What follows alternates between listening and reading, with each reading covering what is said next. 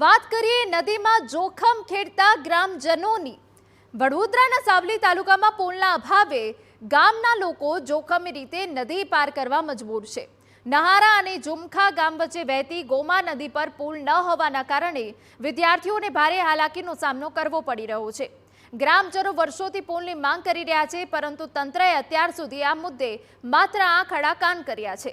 બાળકોને દરરોજ જીવના જોખમે ગોમા નદી પાર કરીને શાળાએ જવું પડે છે।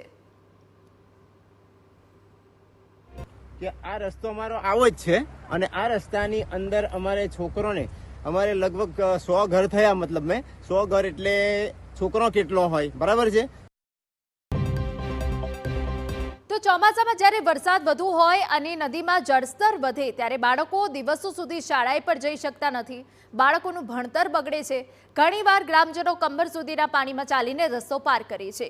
રોજની આ મુશ્કેલીથી થાકી જઈને ગ્રામજનો સવાલ કરી રહ્યા છે કે જો કોઈ દુર્ઘટના થશે તો તેની જવાબદારી કોની?